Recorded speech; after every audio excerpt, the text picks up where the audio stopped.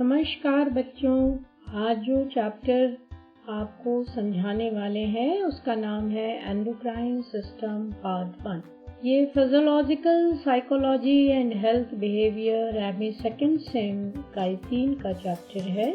यदि हम ये देखें कि एंडोक्राइन सिस्टम या अंतःस्रावी तंत्र क्या है, तो ये केमिकल मैसेंजर तंत्र है जो सीधे हार्मोन्स को सिक्रीट करके हमारे सर्कुलेटरी सिस्टम यानी रक्त परिवहन तंत्र में भेज देता है और जिसके द्वारा डिस्टेंट टारगेट ऑर्गन्स सभी अंग संचालित होते हैं। एंडोक्राइन सिस्टम ऐसी ग्रंथियों से बना हुआ है जो कि हार्मोन्स बनाते हैं, सिक्रीट करते हैं। हार्मोन्स कुछ ऐसे रासायनिक पदार्थ हैं जो कि हमारे शरीर में बनते हैं और हमारे पूरे कोशिकाओं और अंगों के क्रिया को संचालित करते हैं। हमारी जो अंतःस्रावी ग्रंथियां हैं ये हार्मोन्स को सीधे रक्त में रिलीज करती हैं और यहाँ से ये हार्मोन शरीर के अन्य भागों में ट्रैवल करते हैं। ये जो एंडोक्राइन हार्मोन्स होते हैं, अंतःस्रावी हार्मोन्स होते हैं, वो हमारे मूड को, वृद्धि को, विकास को नियंत्रित करते हैं और साथ साथ यह भी निर्णय करते हैं कि हमारे अंग किस प्रकार से काम करेंगे, चयापचय का दर क्या होगा और रिप्रोडक्शन यानी जनन की प्रक्रिया कैसी होगी। अनेक बातें हमारे हार्मोन लेवल्स को प्रभावित करती हैं, जैसे स्ट्रेस, प्रतिबल, किसी तरह का संक्रमण, शरीर में फ्लूइड का संतुलन बिगड़ जाना, शरीर में मिनरल्स या लवणों का संतुलन बिगड़ जाना।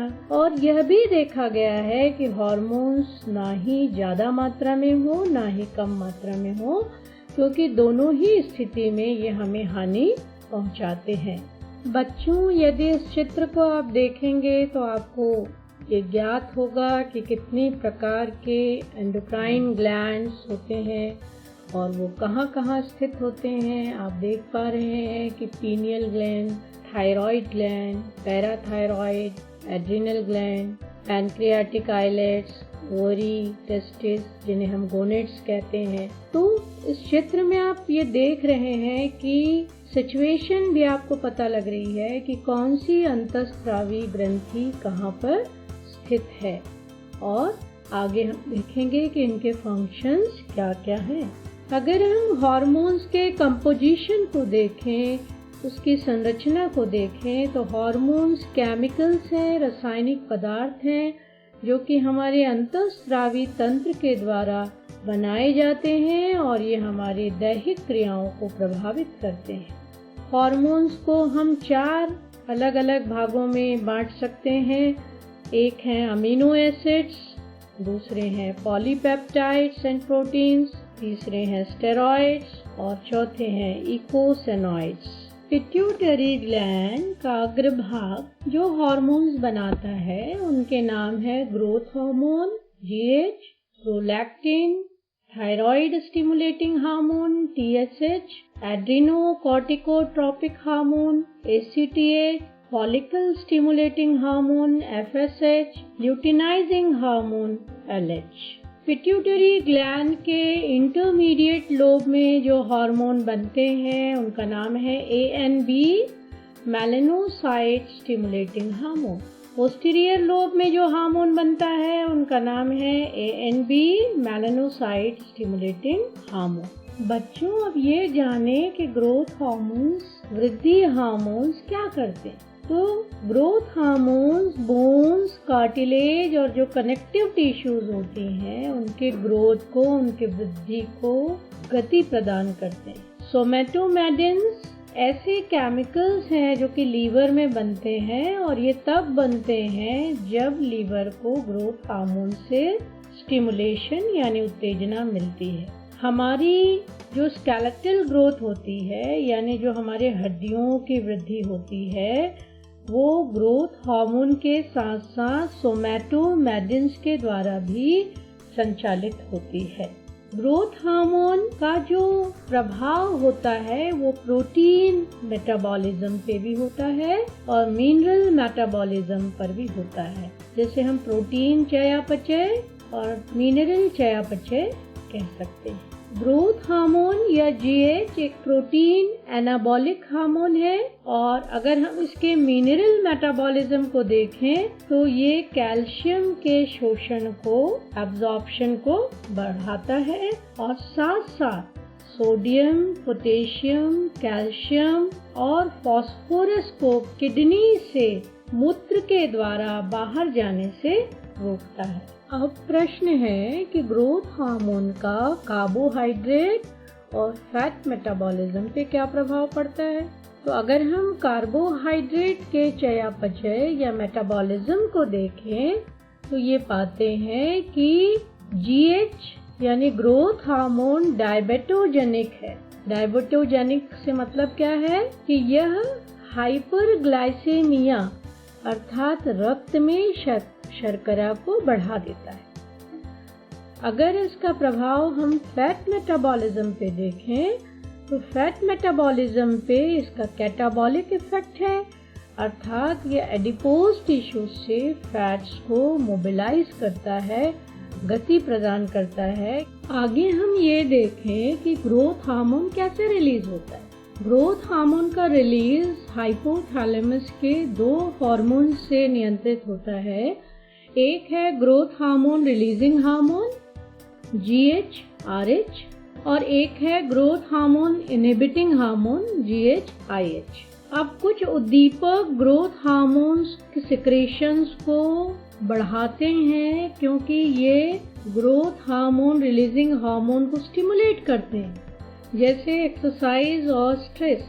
जब आप एक्सरसाइज करते हैं, जब आप तनाव में होते हैं तो GH सिक्रेशंस बढ़ जाते हैं। इसी तरह स्टिमुली GH सिक्रेशन को घटाते हैं, कम करते हैं, क्योंकि GH/IH growth hormone inhibiting hormone का रिलीज कम हो जाता है। इन्हीं दशाओं में ग्रोथ हार्मोन इनहिबिटिंग हार्मोन कम हो जाते हैं और इन्हें सोमैटोस्टैटिन भी कहते हैं। आपको पता है कि ग्रोथ हार्मोन का कम या ज्यादा होना हमें बीमार कर सकता है, हमारे रूप रंग को बिगाड़ सकता है। तो अगर ग्रोथ हार्मोन का ओवर प्रोडक्शन हो जाए, अति उत्पादन हो जाए, तो एक बीमारी देखी जाती है एडोलेसेंट एज में, जिसे हम जाइजेंटिज्म कहते हैं, कि लड़का या लड़की बहुत ज्यादा हाइट में लंबे हो गए, बहुत बड़े हो गए और हाथ पैर भी उनके बड़े बड़े हो गए। दूसरी बीमारी है एक्रोमेगैली, जिसे कहते हैं कि एडल्टहुड में, वयस्क अवस्था में जो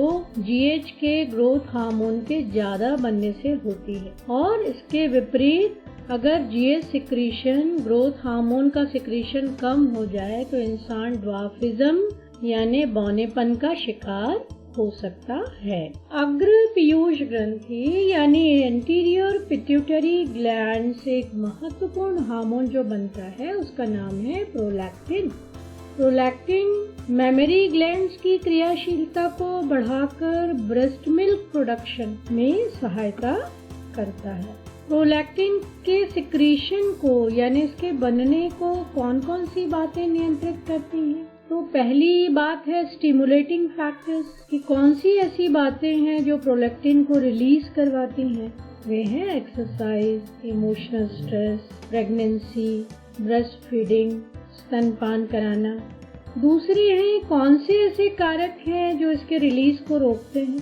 तो हाइपोथैलेमस में एक केमिकल सिक्रीट होता है जिसका नाम है डोपामाइन, और ये जो डोपामाइन है ये प्रोलैक्टिन इनहिबिटिंग फैक्टर है, अर्थात ये प्रोलैक्टिन के निर्माण को कम करता है। अब आपको पता है कि और भी कुछ हार्मोन्स हैं जो कि इतने इम्पोर्टेंट हैं और एंटीरियर पिट्यूटरी से सिक्रीट किए जाते हैं। उनमें से एक है थायराइड स्टिमुलेटिंग हार्मोन, जिसे हम TSH कहते हैं। ये TSH क्या करता है? ये थायराइड ग्रंथि को उत्तेजित करता है कि वो 2 तरह के हार्मोन्स बनाए। एक है थायरॉक्सिन T4 और दूसरा है ट्रियोडोथायरोनिन T3। और भी अन्य हार्मोन्स जो कि एंटीरियर पिट्यूटरी से सिक्रीट होते हैं उनका नाम है एड्रेनोकॉर्टिकोट्रोपिक हार्मोन ACTH। ये हार्मोन एंटीरियर पिट्यूटरी से बनता है और साथ साथ इसके द्वारा कॉर्टिकोस्टेरॉइड्स का प्रोडक्शन ज्यादा हो जाता है। एक अन्य हार्मोन जो कि बहुत महत्वपूर्ण है उसका नाम है फॉलिकल स्टिमुलेटिंग हार्मोन FSH। ये FSH यौवन अवस्था में यानी प्यूबर्टी की एज में विकास, परिपक्वता और जनन प्रक्रियाओं को नियंत्रित करता है। अन्य कुछ हार्मोन्स हैं जिन्हें हम ल्यूटिनाइजिंग हार्मोन कहते हैं। ल्यूटिनाइजिंग हार्मोन भी अग्र पीयूष ग्रंथि से निर्मित होता है और ये जो ल्यूटिनाइजिंग हार्मोन है ये ओव्यूलेशन और स्त्रियों में कॉर्पस लूटियम का निर्माण करता है। वहीं पुरुषों में ये टेस्टोस्टेरोन नामक हार्मोन को निर्मित करता है।